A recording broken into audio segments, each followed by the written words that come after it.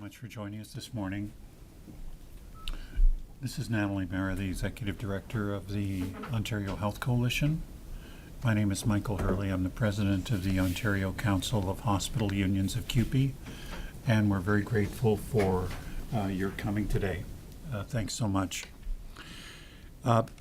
Premier Ford made an announcement at the Premier's Conference on July the 12th that his government would end hallway medicine within a year. And we're here to talk about that a little bit. First of all, it's important to remember that Ontario has the least capacity of any of the provinces in terms of acute care. We have the fewest number of hospital beds, the fewest staff for those beds, the shortest lengths of stay, and we've closed something like 20,000 acute care hospital beds in the last 25 years. So let's just do a little reality check on where the Ontario government is at with respect to funding for healthcare and what the future looks like. So this chart from the Financial Accountability Office shows cuts in this year just under $1 billion in healthcare, and they go out over a timeline of 5 years to that the government is saying it will take to balance the budget, and by the end they'll be taking out $8 billion from the healthcare system. In terms of the hospitals, the cut is about 3% a year. By the end, it's about 15% in real terms. So this is an enormous withdrawal of healthcare funding. And what's important to recognize is that over this same time frame, in fact, for a 20-year time frame as the baby boom generation ages, the population grows by 30%, and the number of people over 75 doubles, over 85 triples, over 90 quadruples. So over the same time that healthcare cuts are intensifying, the age group that requires the most hospitalization, long-term care, ambulance transport is hitting, and the government is withdrawing funding.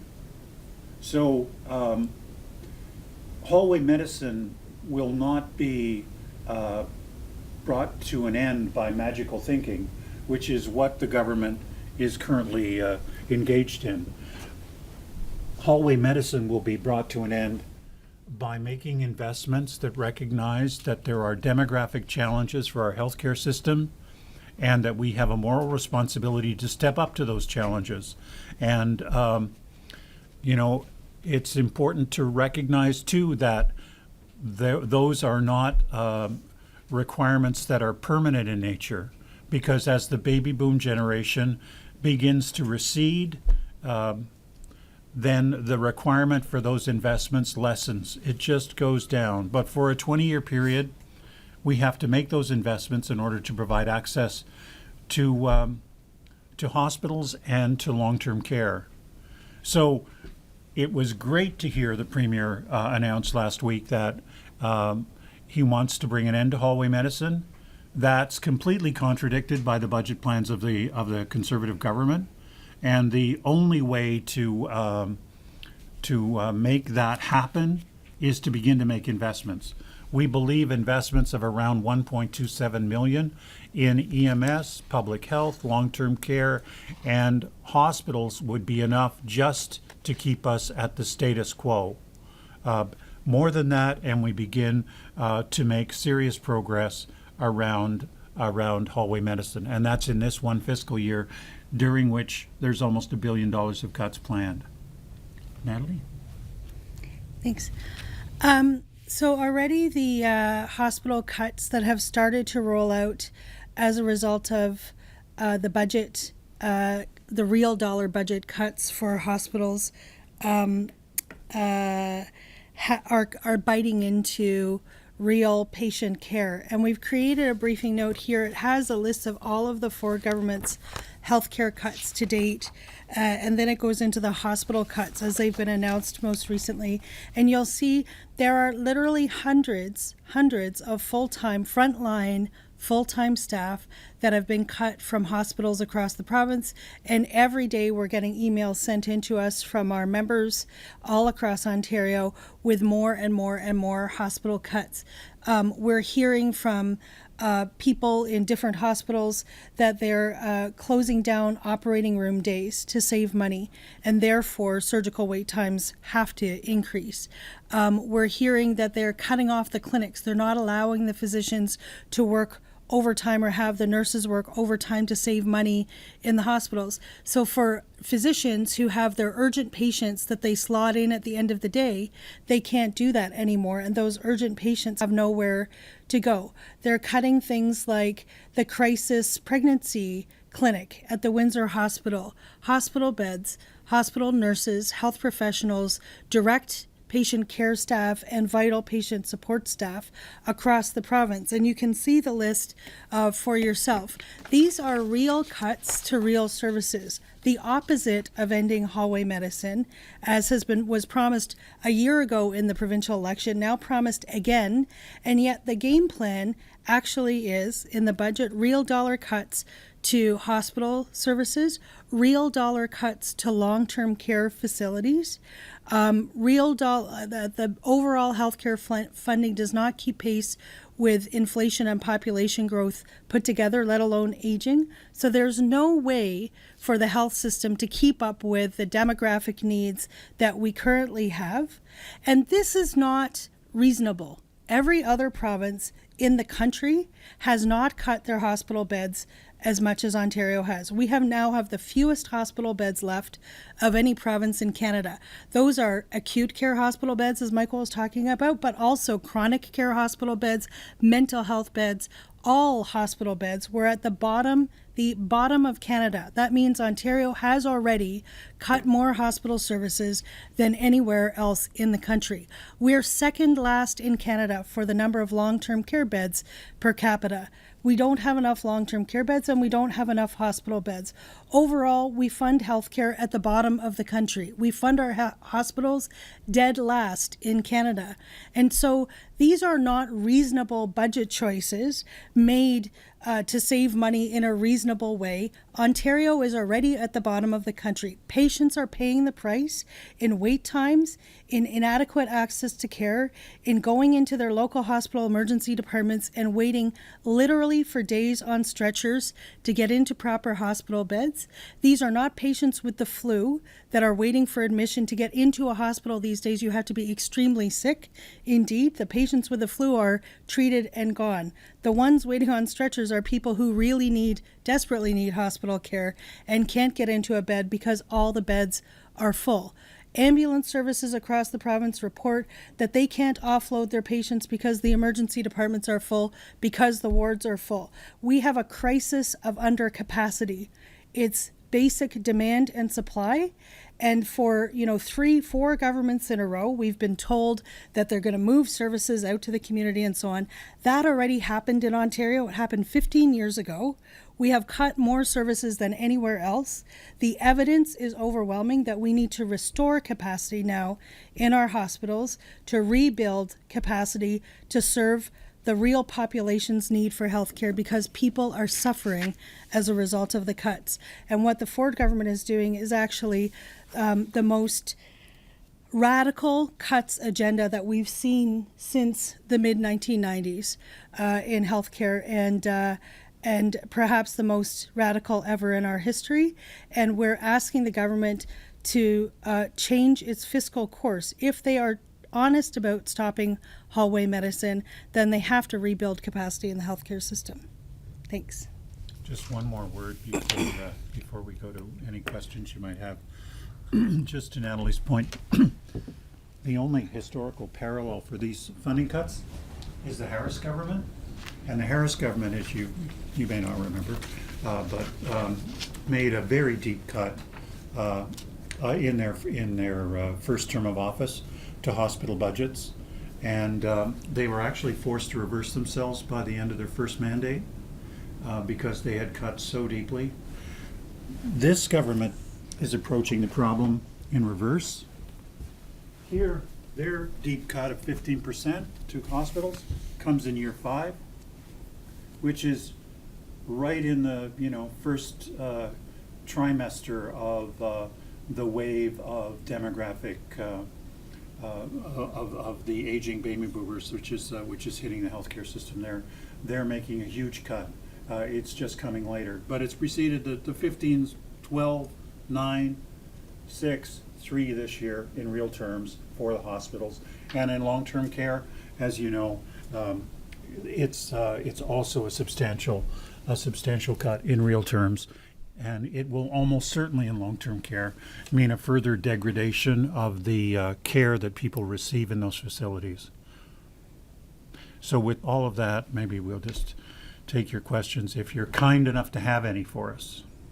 Are you anticipating that a similar thing will happen, that we'll get to a point where these cuts will have to be reversed? And what point do you think that would be? Absolutely. I mean, I think we're at that point.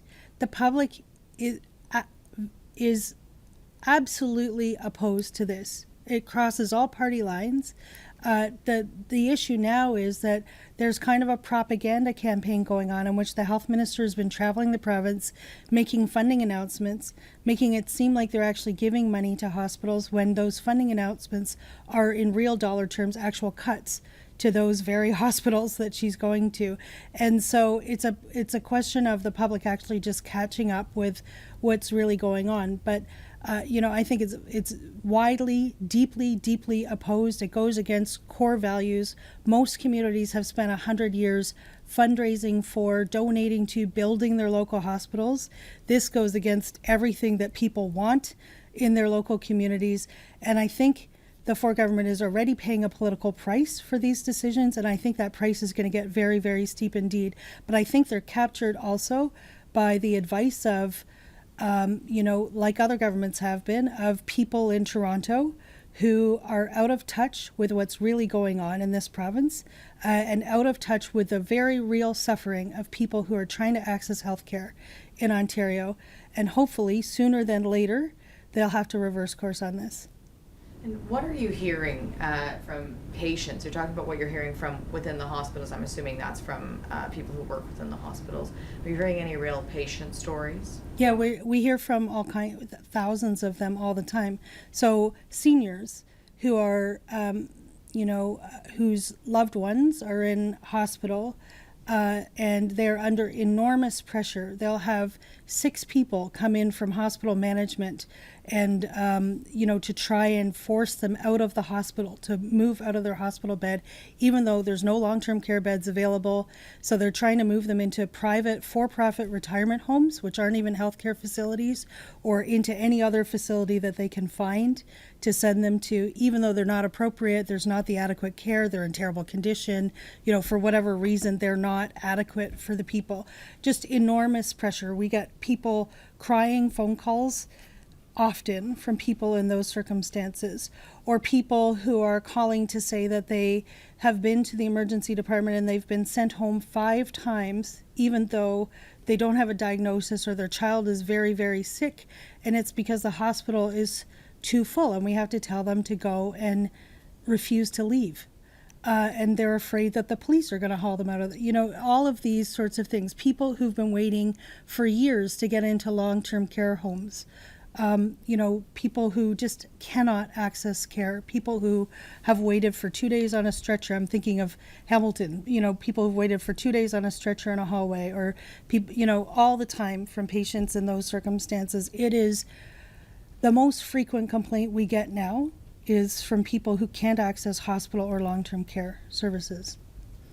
And from on the issue of not providing the surgeries or closing down the ORs and so on, we're hearing from physicians and nurses and health professionals. And for the people that are on those stretchers in the hallways, they're probably hearing this announcement saying that they're going to put an end to hallway medicine. Why do you think that this is this plan? You went through the numbers and all of this, but specifically, why do you think this plan is being rolled out if it's not going to work? This plan of ending it within. Hallway medicine, yeah. Well, there was a lot of pressure in the last election campaign, and all 4 political parties promised to end hallway medicine, and it was a critical issue in many of the swing ridings, which had overcrowded hospitals. So everybody promised to deal with it. The problem is you can't deal with it without adding capacity, as Natalie said. You can't deal with it unless you add beds and you staff those beds. To your previous question, I heard a story last week about somebody who'd been sent home from a hospital, couldn't get seen in the ER, and died of an intestinal blockage afterwards. And that just speaks to the question of what's wrong with overcrowding. In Britain, you wouldn't get away with a hospital system operating more than 85% capacity because of the chance of medical error. And the other consequences of overcrowding, like the spread of hospital-acquired infections, for example. I mean, we can't, like, I'm sure everybody in this room has a story. I have one for my mother. I'm sure everybody has a story about how the healthcare system disappointed them with respect to what happened to a relative, who didn't get in, who got kicked out. And their 85-year-old spouse who's nearly blind was required to take care of them because they had a spouse, even though she was quite disabled, right? Who was sent home when they were still too sick to go home. Like, that happens all the time. It happens all the time. We have the highest readmission rate in the country, meaning we send 10% of the people we send home come back right away, sicker than they were because they were never fixed properly in the first place. That's the reality of our healthcare system, and it's that huge population base of people with family relationships to people who know of this and work in this system, and that those comments are addressed to, I think. The government has said that it's planning to restructure healthcare. It's announced it's building more long-term care beds. It's embracing technology in the entire sector. Is it possible, using those measures, to reduce costs the way they anticipate they will be reduced, or to meet those targets? Virtually everything in the Ernst & Young report that came out in September was rehashing the same ideas that we've heard for the last 30 years that have to various extents been implemented. I have been in hospital recently, and the screens, this whole idea of technology where patients would be able to access things on their own screens and so on, most of the people couldn't use them. Most of the people are elderly, very elderly, many of whom have dementia or cognitive impairment. I think we have to get real here. Technology is not going to replace putting your hand on the patient, the fundamental of Western medicine, right? It's not going to do that. It can for sure improve access to care in the north and so on, but they actually cut the telemedicine network. So how does that jive with supposedly the plans for improving access through technology? I mean, at the end of the day, we have a demand and supply problem in Ontario that is stark, that is the worst in the country. We have fewer hospital beds than population than anywhere else, fewer long-term care beds than population than anywhere else. The government has announced that they have actually they are actually building some of those new long-term care beds. I mean, they re-announced the Liberals did the first 1,000. They did the next 5,000 out to tender. We've not actually seen whether all of those tenders have been awarded or not, or whether they're actually in progress. But I mean, it's years away before we're even anywhere near. There's 33,000 people by my last check on the wait list for long-term care home beds in Ontario. And the wait lists are extraordinarily long. They're years long.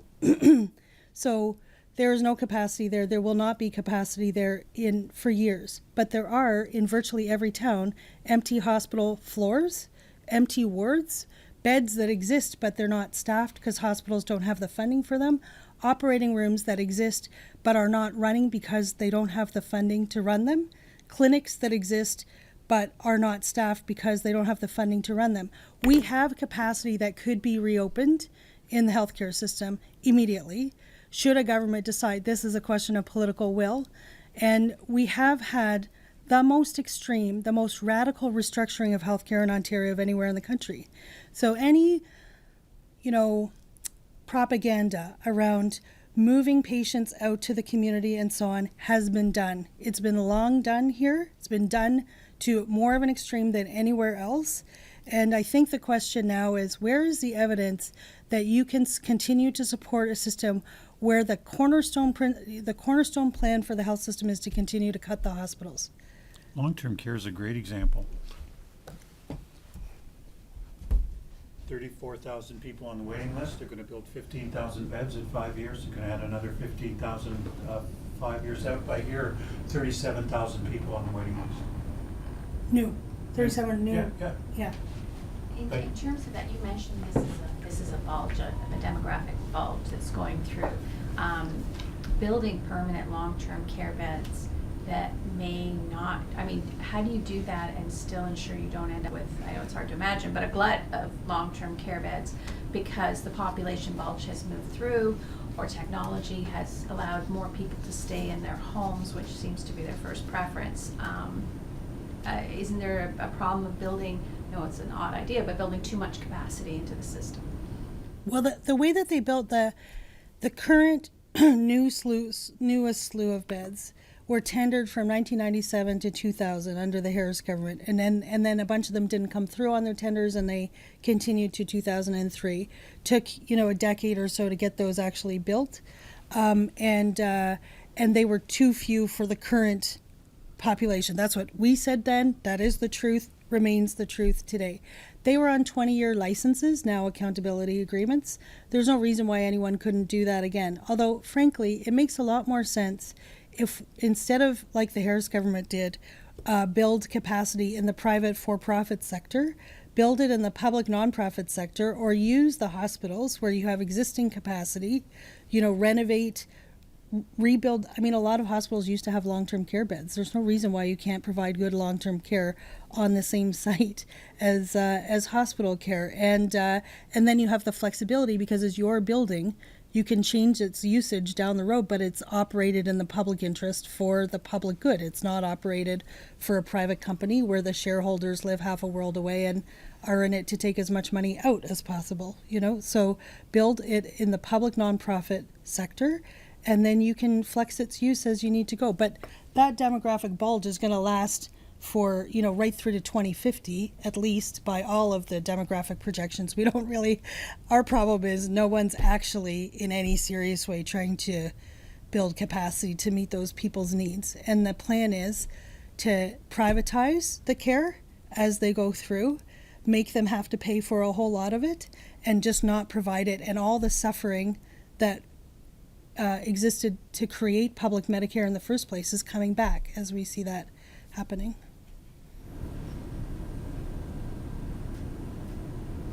Is this an issue that you think has arisen just with the recent cuts that this government has made, or was it a system, a broken system that was inherited from the previous Liberal government? Well, I wouldn't say it's a broken system. It's a system that's struggling. Like, it's the most efficient hospital system in the country, juggling, this enormous population, an aging population, with the fewest number of beds, and does a very good job, actually. But, governments have really been cutting capacity from the Peterson government, scaling down. We've closed 20,000 beds, and as a result, now as the demographics shift significantly, the system is overwhelmed. It's just overwhelmed. Not just the hospitals. Home care is overwhelmed. Long-term care is overwhelmed. EMS is overwhelmed. The problem is that this is an expensive area of government spending, and most governments have been more interested in cutting their revenue, by reducing corporate taxation, than they have increasing healthcare spending to meet the needs, right? And so, in that crossfire, these systems are hit, right? Thank you so much. Sorry. I'm sorry. Forgive me. Earlier, Christine Elliott was at Sunnybrook Hospital, and she announced $1.4 million in funding for 72 patients living with tremors. That was her announcement. What do you make of this announcement? You mentioned earlier. Oh my goodness. Um, Won't she be busy? Imagine. I mean, they're cutting like $1 billion this year, and she's announcing 1.4 million. So how many trips is she going to have to make to make up the cuts alone, let alone to start making announcements that move us into the territory of opening beds? Like, it's great they're making that announcement, but like, wouldn't you think after the premier has announced that they're going to end hallway medicine within a year, that we would be hearing the master plan? These Jeepers. The minister always goes out after the budget, and whoever it is, makes announcements at all these hospitals and on a PR campaign of their amounts of the budget money. So the question for the minister is that above the budget? Because the budget actually has a real dollar cut for hospitals in it. So hospital funding does not even meet the rate of inflation. So rolling out these announcements at each hospital that sound like funding, when it was like the mental health announcement last summer where they announced the funding, but it was really a 300 and whatever, 20 some odd $1 million cut per year to the planned mental health funding. It's the same kind of thing. It's a real dollar cut made, to look like it's a funding announcement. So, if they're reversing course, I'd be very, very happy. But I think that what this is just the traditional campaign in which the health minister goes out and rolls out all these announcements that are, actually a cut, masquerading as funding. How likely do you think they are to reverse these cuts? As you guys previously They're going to have to. mentioned? They will have to. The question is when and how much public pressure it's going to take to do it. But that's our job to do. And, frankly, they're going to have to, because the public is suffering from the inadequate capacity. And, as we get closer to a provincial election, usually governments are more responsive to public pressure, and there will be enormous public pressure as these cuts wind their way through. I mean, we're at the very beginning edge of this new round of hospital cuts, and you can see the cuts are mounting. It's going to get much worse, but people will stand up and oppose them. People of every political stripe will, I believe. Sorry, Natalie, just to follow up on Elliot's announcement today, what, if anything, will that do to end hallway medicine? Nothing. No. I mean, the people who are waiting in hallways are waiting for admission to chronic care beds or acute care hospital beds. They're waiting for surgeries. They're waiting for diagnostic tests, et cetera, et cetera. I mean, I don't have the specifics of the announcement today, but getting real, it's not going to end hallway medicine. To end hallway medicine, we would need to open a significant number of acute care beds, a significant number of chronic care beds. We'd have to improve access to diagnostic tests, and we'd have to improve access to long-term care. For real, not 30 years down the road. The premier said last week there were 1,000 people on stretchers in hallways. Well, wouldn't you expect a plan to open 1,000 beds? We're way, way short relative to everybody else in terms of beds. That's why people are on stretchers. That's why they're being treated in hallways without any dignity or privacy or bathrooms or ability to talk to a doctor, a nurse, a chaplain, or their family about their condition or come to the end of their life. That's what this is about, really. Michael, not to say that, funding for any of the clinics is welcome, No, of but course, I mean, does yeah, it really of course. But it's move the not a ball plan. down the field on the hospital, on the doesn't do that. overcrowding? Yeah. Thank you.